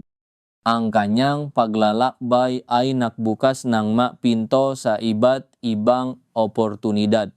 Naging isang public speaker, siya nakbabahagi ng kanyang kwento sa iba't ibang maorganisasyon at kaganapan. Ang kanyang boses na dati ay mahina at nakatatago ay ngayon ay malakas at buong pagmamalaki. Nagsusulat din siyang isang libro, isang memoir na nagdodokumento ng kanyang buong paglalakbay mula sa pinakamadilim na sandali hanggang sa pinakamaliwanag na kinabukasan. Ang bawat salita ay isang patunay ng kanyang paggilom, ng kanyang pag-asa, at ng kanyang pagmamahal. Ang kanyang Chondo unit sa BGC ay naging isang buhay na museong kanyang pagbabago. Ang pottery niya ay hindi na lamang palamuti, kundi nga kwento ang kanyang nakaraan at ang kanyang kasalukuyan. Ang kanyang halaman ay lumalago at namumulala sumasalamin sa kanyang sariling pag-usbong. Ang kanyang balkonahe ay naging isang lugar ngang pagmumuni-muni, kung saan pinapanot niya ang ilaw ngang siyudad na nagniningning, at sa bawat ilaw, nakikita niya ang bawat posibilidad, bawat pangarap, at bawat bagong simula. Ang paghahanap niya ngang pag-ibig sa labas ngang kanyang sarili ay naktulak sa kanya sa isang landas ngang kalungkutan, ngunit ang landas na iyon ay nadala din sa kanya sa isang mas malalim na pag-unawa sa kung ano talaga ang pag-ibig.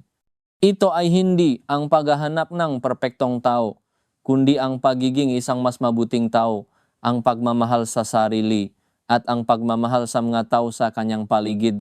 Isang araw, habang naglalakad siya sa parke kasama ang kanyang nga anak, napansin niya ang isang pamilya na masayang naglalaro. Nakita niya ang isang babae na tumatawa ng malakas at biglang naramdaman niya ang kanyang sarili na tumatawa din. Ang tawa ay totoo, hindi pilit, hindi nagtatago. Ito ay isang tawa na nagmumula sa kanyang puso, isang tawa na nagsasabing siya ay tunay na malaya at maligaya. Niyakap niya ang kanyang anak at sa sandaling iyon, naramdaman niya ang perpektong kapayapaan. Ito ang kanyang buhay, ang kanyang kwento. Ito ay hindi perpekto, ngunit ito ay totoo. Ito ay punong sakit at pagilom, mapagkawala at pagtuklas. At sa huli, ito ay isang buhay na natutunan niyang mahalin sa lahat ng kanyang makulubot, mapilat at mga bagong pag-asa. Ang tunog ng Manila ay patuloy na umaalingaw-ngaw, ngunit hindi na ito isang himik ng kanyang kalungkutan, kundi isang simponya ng kanyang pagpapatuloy. Ang bawat busina, ang bawat tawanan, ang bawat ingay ay isang bahagi ng buhay at siya ay bahagi ng buhay na iyon. Ang kanyang kwento ay hindi natapos sa pagtataksil, kundi nagpatuloy sa isang bagong simula, isang bagong kabanatang pag-asa at pagmamahal. Ito ay isang kwento na nagpapaalala na kahit sa pinakamadilim na sandali, mayroong paring pagkataon upang bumangon, upang lumago, at upang maging isang mas mahusay na bersyon ng iyong sarili. At sa bawat bagong araw, sa bawat bagong kabanata, mas matatak si Elena, mas buo at mas malalim ang pag-unawa sa kanyang sarili at sa mundo. Ang paglalakbay ay mahaba pa, ngunit hindi na siya natatakot. Alam niyang sa bawat hakbang, kasama niya ang pag-ibig, pag-asa, at ang kanyang sarili.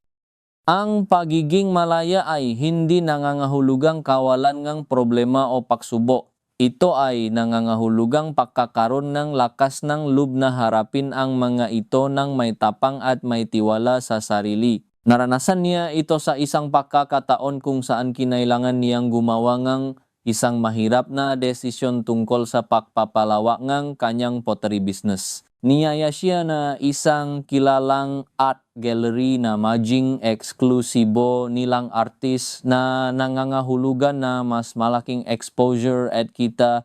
Ngunit nangangahulugan din ito na kailangan niyang isakripisyo ang kanyang personal na diskarte sa pagtuturo at ang kalayaan sa kanyang creative process. Matagal siyang naisip na tanong sa kanyang mga mentor tulad ni Aling Nena at Nakdasal. Sa huli, pinili niya ang kanyang kalayaan at ang kanyang pagmamahal sa pagtuturo. Hindi niya pinagsisihan ang kanyang desisyon. Alam niya na ang tunay na tagumpay ay hindi lamang nasusukat sa pera o kasikatan, kundi sa katapatan sa sarili at sa pagmamahal sa ginagawa.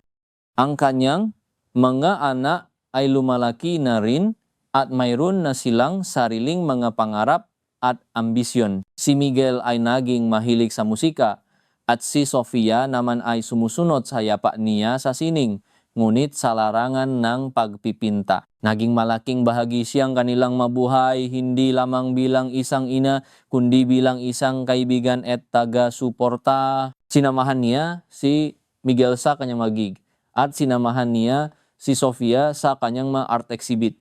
Sa bawat tagumpay nila, naramdaman niya ang kanyang sariling tagumpay. Ang kanyang maana ay naging patunay na ang pagmamahal ng isang ina ay walang hanggan at ito ay nagiging inspirasyon sa kanila upang lumago at maging mas mahusay na mga individual. Naging mas malapit din siya sa kanyang ina at mga kapatid. Ang kanilang pamilya ay mas naging buo, mas naging matatag. Regular silang nakikita.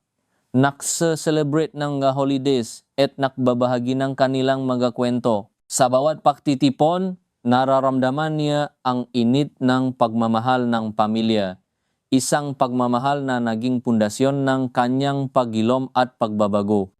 Ang kanyang ina na minsang naging tagapamagitan sa kanyang mga problema ay ngayon ay naging isang kaibigan at karomay, isang saksi sa kanyang pagbabago. Ang kanyang bahay ay naging isang kanlungan ng kapayapaan at pagmamahal. Ang bawat sulok ay puno nga kwento, ang kanyang nga gawa, ang nga lihang kanyang nga anak, ang nga litrato nga niyang pamilya, at ang nga libro na nagbigay sa kanyang nga karunungan. Ang kanyang balkonahe ay naging isang lugar ng pagmumuni-muni kung saan pinapanood niya ang pagsikat ng araw at ang paglubog ng araw at about sikat at lubog. Nakikita niya ang patuloy na pag-ikot ng buhay, ang patuloy na pagbabago, at ang patuloy na pag-asa. Hindi na siya naghahanap ng romantikong pag-ibig. Hindi na niya ito kailangan upang maging buo. Ang pag-ibig na kanyang natuklasan sa kanyang sarili, sa kanyang maana, sa kanyang pamilya, sa kanyang sining at sa kanyang komunidad ay higit pa sa sapat. Nalaman niya na ang pag-ibig ay hindi lamang matatakpuan sa isang tao, kundi sa bawat sandali ng buhay, sa bawat connection at sa bawat pagtanggap. Ang kanyang puso na minsang naramdaman niyang walang laman ay ngayon ay umapaw sa pagmamahal. Ang mga panghinayang ay nandun pa rin, isang anino na sumusunod sa kanya, ngunit hindi na ito ang humahawa sa kanya. Natutunan na niyang lumingon sa nakaraan ng walang galit, ng may pagtanggap. Ang bawat pagkakamali ay isang aral, bawat sakit ay isang pagpapanday ng kanyang kaluluwa. Ang kanyang buhay ay hindi perpekto, ngunit ito ay totoo. Ito ay puno ng sakit at pahilom, ng pagkawala at pagtuklas. At sa huli, ito ay isang buhay na natutunan niyang mahalin sa lahat ng kanyang makulubot, mapilat at mga bagong pag-asa. Ang tunay na kalayaan ay hindi lamang kalayaan mula sa galit o kalayaan mula sa paghatol, kundi kalayaan mula sa kanyang sariling mga pagkakamali. Ang kalayaan na tanggapin ang kanyang sarili kasama ang lahat ng kanyang mga imperfections. Ang kalayaan na maging siya ng walang pagtatago, ng walang pagpapanggap. Ang kalayaan na sumayaw sa ulan, tumawa ng malakas at umiyak ng buong puso. Ang kanyang kwento ay patuloy na isinusulat. Hindi pa ito tapos. Sa bawat bagong araw, mayroong bagong kabanata na naghihintay. Mayroong bagong pagsubok na haharapin, bagong aral na matutunan, at bagong pagmamahal na matutuklasan. Ngunit sa bawat hakbang, alam niya na siya ay matatag, siya ay buo, at siya ay may kakayahang bumangon muli upang lumago at upang maging isang mas mahusay na bersyon ng kanyang sarili. Ang Manila ay patuloy na nagniningning at sa bawat ilaw nakikita niya ang walang hanggang pag-asa. Ang kanyang buhay ay isang testamento sa pagilom, sa paglago, at sa walang hanggang kakayahan ng tao na makahanap ng liwanag sa gitnang dilim. Si Elena ay natakpuan na niya ang kanyang sarili sa gitna ng gumuho. At ngayon, mayroon siyang isang bagong kwento na isusulat. Isang kwento ng pag-asa, pagmamahal, at patanggap na patuloy na lumalago sa bawat pahinga.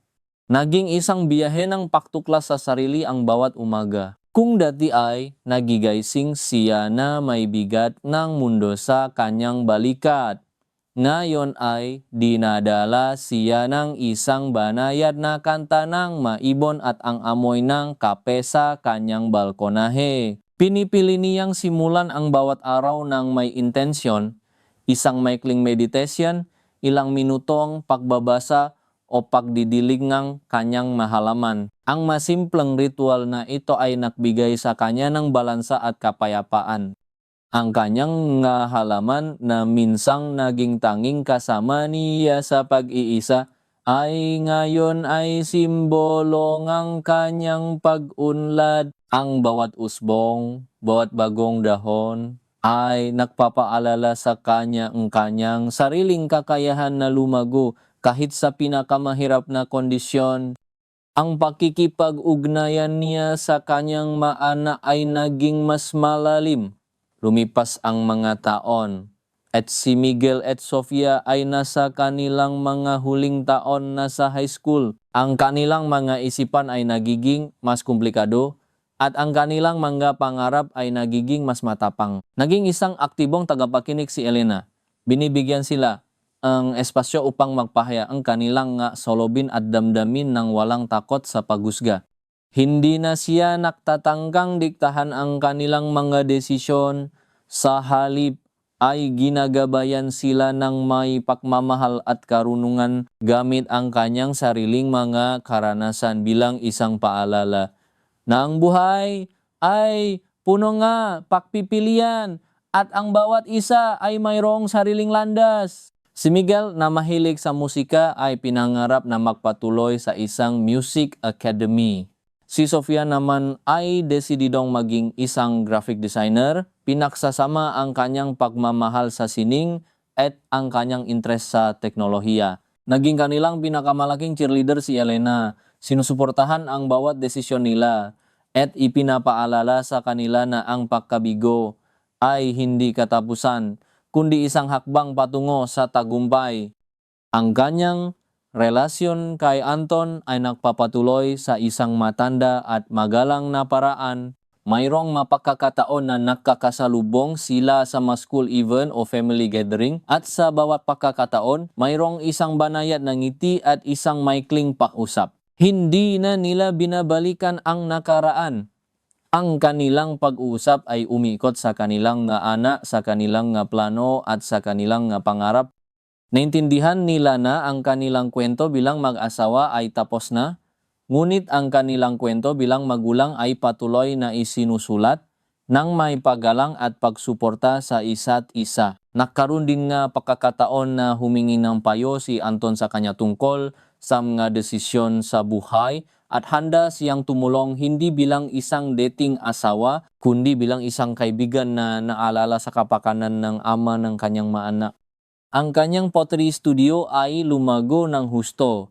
Naging isang sentro ito para sa mga mahilig sa sining at para sa mga taong naghahanap ng pagpapagaling sa pamamagitan ng paglikha. Na empleyo siya nga ilang apprentice, mga kabataang may pangarap na maging artista, at ibinahagi niya sa kanila ang kanyang kaalaman at karanasan. Ang bawat class, bawat workshop ay hindi lamang tungkol sa pagtuturongan teknik, kundi tungkol din sa pagtuturongan pasensya, pagtitiyaga at pagmamahal sa sarili.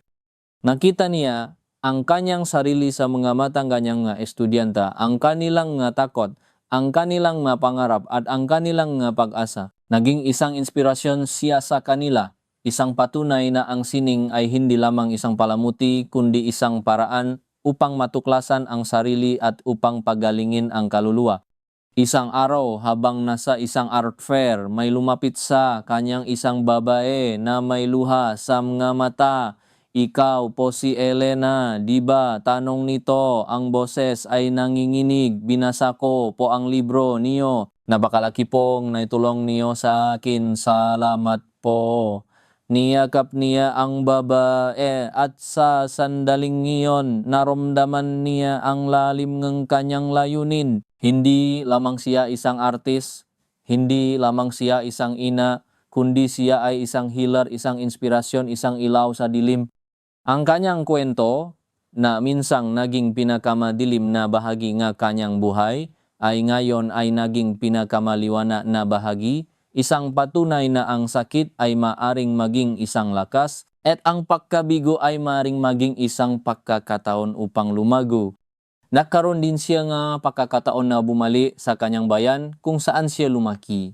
Dinala niya ang kanyang nga anak at ipinakita sa kanila ang kanyang maalaala, ang bahay kung saan siya lumaki, ang eskwelahan kung saan siya nag-aral, at ang malugar kung saan siya naglaro. Nakasalubong niya ang kanyang dating kaibigan, at nakaroon sila nga pagkakataong balikan ang kanilang nakaraang kwento, ang kanilang gatawanan, at ang kanilang galuha. Sa bawat paggunita, naramdaman niya ang koneksyon sa kanyang nakaraan, ngunit hindi na ito nagdalang sakit. Sa halip, nagdala ito ang patanggap at pasasalamat sa bawat karanasan na nagubo sa kanya bilang isang tao. Ang kanyang koneksyon kay Aling Nena ay lumalim din. Regular silang nakikita, umiinom ng tasa at nag-usap tungkol sa buhay. Si Aling Nena ay naging isang lola sa kanyang maanak at naging isang inspirasyon sa kanya. Sa bawat payo ni Aling Nena, naramdaman niya ang karunungan ng nakatatanda at ang kahalagahan ng pagtanggap sa bawat yugto ng buhay. Ang buhay ay parang isang hardin, Elena, sabi ni Aling Nena isang araw. Mayroong mga bulaklak na namumulakla at mayroong mga damo na kailangan mong bunutin. Ngunit sa huli, ang lahat ay bahagi ng kagandahan. Ang mahalaga ay ang pag-aalaga, ang pagmamahal, at ang pagtanggap sa kung ano ang ibinibigay ng buhay. Ang kanyang Chondo unit sa Begeche ay naging isang kanlungan ng kanyang pagkatao. Ang bawat sulok ay sumasalamin sa kanyang pagbabago. Ang kanyang magawa ay hindi lamang sining kundi makwentong ang kanyang paglalakbay. Ang kanyang mahalaman ay patuloy na lumalago, sumasalamin sa kanyang sariling pag-unlad. Ang kanyang balkonahe ay naging isang lugar ng pagmumuni-muni, kung saan pinapanood niya ang mailaw ng siyudad na nagniningning, at sa bawat ilaw nakikita niya ang bawat pagkakataon, bawat pangarap at bawat bagong simula. Ang paghahanap niya ng pag-ibig sa labas ng kanyang tahanan ay natula sa kanya sa isang landas ng kalungkutan, ngunit ang landas na iyon ay nagdala din sa kanya sa isang mas malalim na pag-unawa sa kung ano talaga ang pag-ibig. Ito ay hindi ang paghahanap ng perpektong tao, kundi ang pagiging isang mas mabuting tao, ang pagmamahal sa sarili at ang pagmamahal sa mga taong nasa kanyang paligid. Naging isang bahagi ng kanyang buhay ang paglalakbay. Hindi na lamang ito pisikal na paglalakbay, kundi isang paglalakbay ng kaluluwa. Nakaroon siya nga pagkakataong bisitahin ang iba't ibang lugar sa Pilipinas, kung saan nagbigay siya ng mga workshops at talks. Sa bawat lugar, nakilala niya ang iba't ibang tao at narinig niya ang iba't ibang kwento. Sa bawat kwento, naramdaman niya ang koneksyon sa sangkatauhan at naramdaman niya na ang pag-asa ay laging nandun kahit sa pinakamadilim na sulok ng mundo.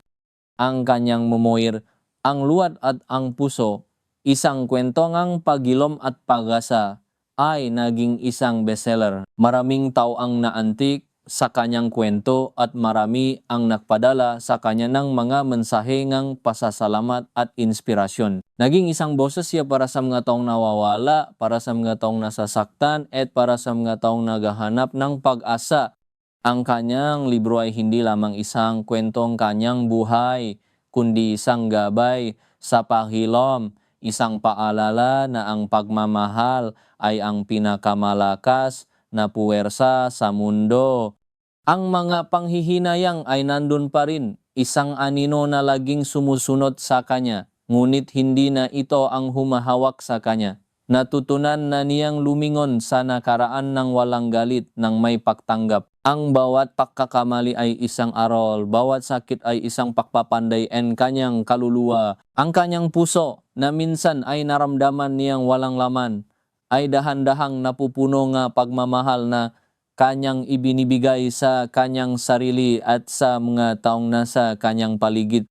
Ang kanyang buhay ay hindi perpekto, ngunit ito ay totoo. Ito ay puno ng sakit at pagilom, nga pagkawala at pagtuklas. At sa huli, ito ay isang buhay na natutunan niyang mahalin sa lahat na kanyang kulubot, mga pilat at mga bagong pag-asa. Ang tunok nga nila na dati ay isang malalim na pahinga ngang kanyang kalungkutan, ay ngayon ay naging isang himik ngang kanyang pagpapatuloy. Ang bawat ingay ay isang bahaging buhay at siya ay bahaging buhay na iyon. Ang kanyang kwento ay hindi natapos sa pagtataksil, kundi nakpatuloy sa isang bagong simula, isang bagong kabanata ng pag-asa at pagmamahal. Ito ay isang kwento na nagpapaalala na kahit sa pinakamadilim na sandali, mayroong pa ring pagkakataon upang bumangon, upang lumago, at upang maging isang mas mahusay na bersyon ng iyong sarili. Ang kanyang buhay ay isang testamento sa pagilom, sa paglago, at sa walang hanggang kakayahan ng tao na makahanap ng liwanag sa gitnang dilim. Si Elena ay natakbuhan na niya ang kanyang sarili sa gitna nga gumuho, at ngayon mayroon siyang isang bagong kwento na isusulat, isang kwento ng pag-asa, pagmamahal, at patanggap na patuloy na lumalago sa bawat pahinga.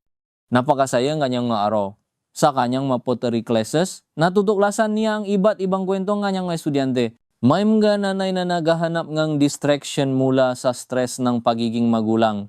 May mga kabataang naghahanap ng bagong passion, at may mga matatanda na naghahanap ng bagong libangan. Bawat isa sa kanila ay nagdadala na sariling luwad, at sa tulong ni Elena hinuhubog nila ang kanilang mga damdamin at pangarap. Naging isang komunidad ang kanyang studio, isang lugar kung saan ang lahat ay tinatanggap at ang lahat ay may pagkakataong maging malikhain. Hindi lamang siya nagtuturo ng pottery, kundi nagtuturo rin siya ng pagtitiwala sa sarili, pagtanggap at pagmamahal. Nakaroon din ng pagkakataon si Elena na makipagtulungan sa isang organisasyon na tumutulong sa mga biktima ng pang-abuso. Nagbigay siya ng mga pottery workshop sa kanila gamit ang sining bilang isang paraan upang matulungan silang ipahayag ang kanilang mga damdamin at pagalingin ang kanilang mga sugat. Nakita niya ang pagbabago sa kanilang mata, ang unti-unting pagbabalik ng kanilang pag-asa. Sa bawat ngiti, sa bawat likha, naramdaman niya ang lalim ng kanyang layunin. Ang kanyang sining ay hindi lamang para sa kanyang sarili, kundi para sa iba, isang tulay patungo sa pagilom. Ang kanyang relasyon sa kanyang mga anak ay naging inspirasyon din para sa kanila.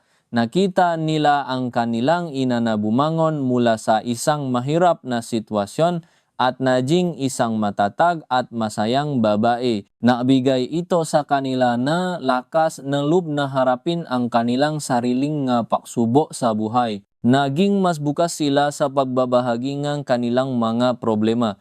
Alam na mayroon silang isang ina na laging handang makinig at umunawa.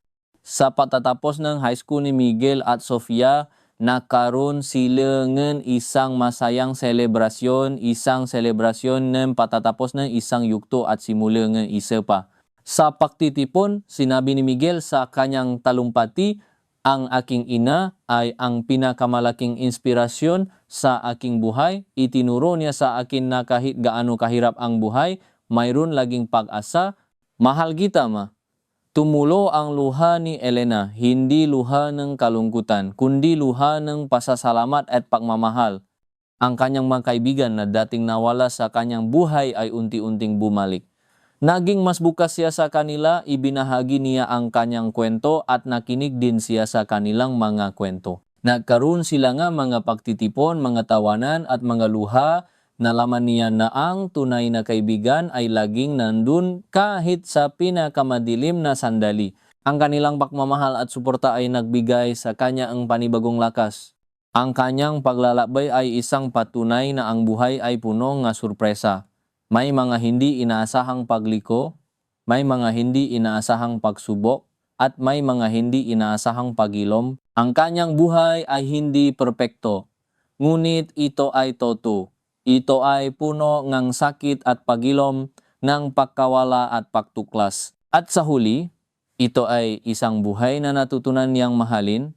Sa lahat ng kanyang makulubot, mapilat at mga bagong pag-asa, ang kanyang kwento ay hindi lamang tungkol sa isang babaeng nakaranas ng sakit, kundi tungkol sa isang babaeng bumangon, lumago at natuklasan ang tunay na kahulugan ng pag-ibig sa kanyang sarili at sa mga taong nasa kanyang paligid. Ang Manila na minsang naging saksi sa kanyang paisa ay ngayon ay naging saksi sa kanyang tagumpay. Ang mailawng siyudad ay patuloy na nagniningning at sa bawat ilaw nakikita niya ang bawat pagkakataon, bawat pangarap at bawat simula. Ang tunog ng siyudad ay hindi na isang malalim na paghinga ang kanyang kalungkutan, kundi isang simponya ang kanyang pagpapatuloy. Ang bawat ingay ay isang bahaging buhay at siya ay bahaging buhay na iyon. Ang kanyang kwento ay hindi natapos sa pagtataksil, kundi nagpatuloy sa isang bagong simula, isang bagong kabanata ng pag-asa at pagmamahal. Ito ay isang kwento na nagpapaalala na kahit sa pinakamadilim na sandali, mayroong pa ring pagkakataon upang bumangon, upang lumago, at upang maging isang mas mahusay na bersyon ng iyong sarili. Si Elena ay natakbuhan na niya ang kanyang sarili sa gitna ng gumuho at ngayon mayroon siyang isang bagong kwento na isusulat, isang kwento ng pag-asa, pagmamahal at pagtanggap na patuloy na lumalago sa bawat pahinga. At sa bawat bagong kabanata, mas matata si Elena, mas buo at mas malalim ang pag-unawa sa kanyang sarili at sa mundo. Ang paglalakbay ay mahaba pa, ngunit hindi na siya natatakot. Alam niyang sa bawat hakbang kasama niya ang pag-ibig, pag-asa at ang kanyang sarili na nagniningning na parang isang bagong liwanag sa madilim na kalsada ng buhay. Ang paghahanap ng kapayapaan ay hindi isang destinasyon, kundi isang patuloy na paglalakbay. Natutunan niya na ang bawat araw ay isang pagkakataon upang mamuhay ng may intensyon, upang mahalin ng buong puso at upang maging totoo sa kanyang sarili. Ang maaral na kanyang natutunan ay naging gabay niya sa bawat pagsubok, sa bawat desisyon. Hindi na siya natatakot sa hindi tiyak na hinaharap, sapagkat alam niyang sapat na siya at sapat na ang kanyang pagmamahal sa sarili upang harapin ang anumang pagsubok na darating. Ang kanyang buhay, bagamat may mga pilat, ay isang testamento ngang tibay ngang espiritu ng tao, ng kakayahang bumangon muli at muling sumikat ng mas maliwanag kaysa dati sa kanyang mapaglalakbay at pakikipag-ugnayan. Natuklasan din niya ang kahalagahan ng pagbibigay pabalik sa komunidad. Nagsimula siyang maorganisa nga mga libreng pottery workshops para sa mga kabataan sa disadvantaged communities. Nakita niya ang kagalakan sa mga mata ng mga bata sa tuwing nahahawakan nila ang luwad at nahuhubog ang kanilang imahinasyon. Ang sining ay naging isang paraan para makapagbigay ng pag-asa at oportunidad sa mga kabatang ito na kung minsan ay walang boses o direksyon. Ang bawat workshop ay hindi lamang tungkol sa sining, kundi tungkol din sa pagpapahalaga sa sarili, pagtuklas ang talento at pagbuo ng pangarap. Siya ay naging isang advocate para sa mental wellness, lalo na para sa mga kababaihan na dumadaan sa diborsyo o paghihiwalay. Sa kanyang mga talks at workshops, binibigyang diin niya ang kahalagahan ng pagmamahal sa sarili, ng paghahanap ng suporta at ng pagtanggap sa proseso ng paghilom. Ibinahagi niya ang kanyang personal na kwento, hindi upang magdrama, kundi upang magbigay ng pag-asa at patunay na posible ang pagbabago at pagilom.